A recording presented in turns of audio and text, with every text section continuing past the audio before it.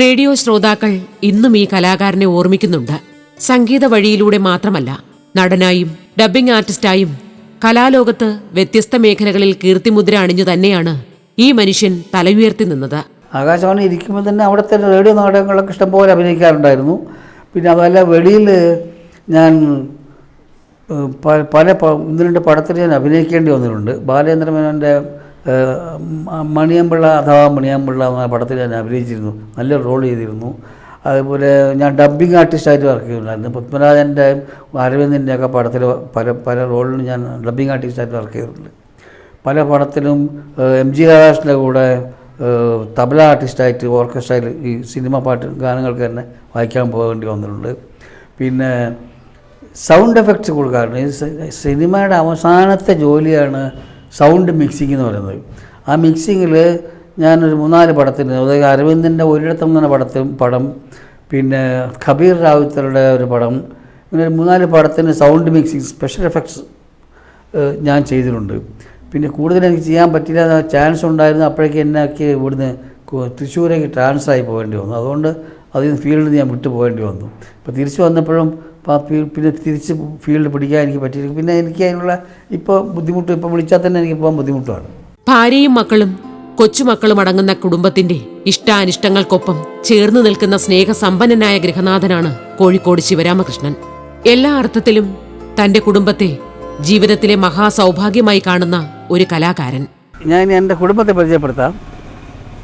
എൻ്റെ ഭാര്യ, എനിക്ക് 3 മക്കളാണ്, 2 ആണും 1 പെണ്ണും. മൂത്ത 2 ആണുങ്ങൾ, ഒരാൾ ഡൽഹിയിലുണ്ട്, ഒരാൾ കോഴിക്കോടുണ്ട്. ഇത് മകളാണ്, അവളെ വിവാഹം ചെയ്തിട്ടുള്ള കോയമ്പത്തൂരാണ്. ഇത് അവളുടെ മക്കളാണ്. എൻ്റെ മക്കൾ ആൺപിള്ളേർ 2 പേരും നന്നായി തബല വായിക്കും. പിന്നെ എൻ്റെ ഭാര്യ, ഇത് ഞങ്ങൾ അറേഞ്ച്ഡ് മാരേജ് തന്നെയാണ്. പിന്നെ കലയായിട്ട് എല്ലാ കലയും നന്നായി ആസ്വദിക്കും. അതിനകത്ത് തെറ്റുകുറ്റങ്ങളുണ്ടെങ്കിൽ അതൊക്കെ പോയിൻ്റ് ഔട്ട് ചെയ്യാറുണ്ട്. ഒരു കലാകാരൻ എന്ന നിലയിൽ ജനങ്ങളുടെ അംഗീകാരങ്ങളല്ലാതെ മറ്റു പുരസ്കാരങ്ങളൊന്നും ശിവരാമകൃഷ്ണന് കിട്ടിയില്ല. സാംസ്കാരിക കേരളത്തിന്റെ അംഗീകാരം വൈകിയ വേളയിലെങ്കിലും തന്നെ തേടിയെത്തുമെന്ന് പ്രതീക്ഷാഭരിതമായ കാത്തിരിപ്പിലാണ് ഇന്നലെയുടെ ഈ താരം. ഇപ്പോൾ എനിക്ക് 74 വയസ്സ് കഴിഞ്ഞു. ഇതിൻ്റെ ഇടയ്ക്ക് പലതവണ ഞാൻ സംഗീത നാടക അക്കാദമിയെ കോൺടാക്ട് ചെയ്തിരുന്നു. അപ്പോൾ ഒന്നും പറഞ്ഞാൽ അവർക്ക് ഈ മിമിക്രിയെ മാത്രം, ഇന്നത്തെ ഈ സിനിമയിലുള്ള, മലയാള സിനിമയിലുള്ള 99% ആർട്ടിസ്റ്റും മിമിക്രി കൂടെ വന്നിട്ടുള്ളവരാണ്. ഇത്രയൊക്കെ ആയിട്ടും ഈ കലയ്ക്ക് സംഗീത നാടക അക്കാദമി മാത്രം അതിനൊരു അംഗീകാരം തന്നിട്ടില്ലായിരുന്നു.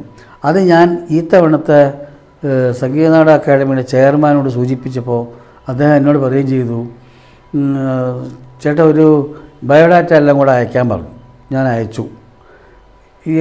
ഇതെല്ലാ കാര്യം വെച്ചിട്ട് ഞാൻ അയച്ചിട്ട് തബലയ്ക്കും ഞാൻ 74 വയസ്സായിട്ടുള്ളതാണ്. തബലയിലും എനിക്ക് അതിനൊരു അംഗീകാരം തന്നിട്ടില്ല. അത് നേരത്തെ എല്ലാം ചോദിച്ചപ്പോൾ തബല നോർത്ത് ഇന്ത്യൻ ഇൻസ്ട്രുമെൻ്റാണ് എന്ന് പറഞ്ഞ് എന്നെ ഒഴിവാക്കി. എന്നാൽ ഇപ്പോൾ കഴിഞ്ഞ 2 വർഷമായിട്ട് തബലയ്ക്ക് കൊടുക്കുന്നുണ്ട്, അപ്പോഴും എന്നെ കൺസിഡർ ചെയ്തില്ല.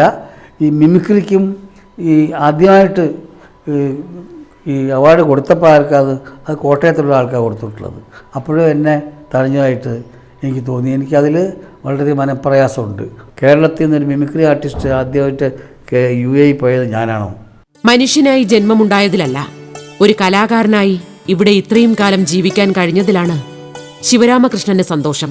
കലയോടൊപ്പം ആയിരുന്നില്ലെങ്കിൽ തന്റെ ജീവിതം മറ്റൊന്നാകുമായിരുന്നു എന്ന് വിശ്വസിക്കുന്ന ഇദ്ദേഹം ആ ജീവിതം അർത്ഥശൂന്യമാകുമായിരുന്നു എന്ന് കരുതുന്നു. ഞാനൊരു കലാകാരനായിട്ട് ജനിച്ചതിൽ അങ്ങേറ്റം അഭിമാനം കൊള്ളുന്നുണ്ട്. അതിൻ്റെ പ്രധാന കാരണം എന്ന് വെച്ചാൽ, പിന്നെ 1-2 നിസ്സാര കാര്യങ്ങളാണ് ഇപ്പോൾ എന്നെ ആദരിച്ചില്ല എന്നോ അല്ലെങ്കിൽ എനിക്ക് അവാർഡ് തന്നില്ല എന്നോ എന്തൊക്കെ പറഞ്ഞിട്ടുള്ളത്. അതൊരു നിസ്സാര കാര്യമായിട്ടാണ് മനസ്സിനും പ്രയാസം ഉണ്ടാക്കിയിരുന്നത്. ശരിയാണ്. അതേസമയം ഈ ജോലി അന്വേഷിച്ച് എത്രയോ സർട്ടിഫിക്കറ്റ്, ഹൈ ക്വാളിഫൈഡ് ആയിട്ടുള്ള പലരും സർട്ടിഫിക്കറ്റ്സുമായിട്ട് ഇങ്ങനെ ജോലി അന്വേഷിച്ച് നടക്കുമ്പോൾ എന്നെ വിളിച്ച് സ്റ്റേജിൽ നിന്ന് വിളിച്ചിറക്കിയിട്ട് എന്നെ വന്ന് കാണുമെന്ന് പറഞ്ഞിട്ട് എനിക്ക് ജോലി തന്നതാണ്. ഞാനിപ്പോൾ ഒരു ജോലിയും ചെയ്യുന്നില്ല. മാസം ATM നിന്ന് പൈസ എടുക്കുന്നു, ജീവിക്കുന്നു. ഇതിൽ പരം ഭാഗ്യം ഞാൻ എന്ത് ചെയ്യണം എന്നുള്ളതാണ്. ഇതിലെനിക്ക് വളരെയധികം അഭിമാനമുള്ളൂ.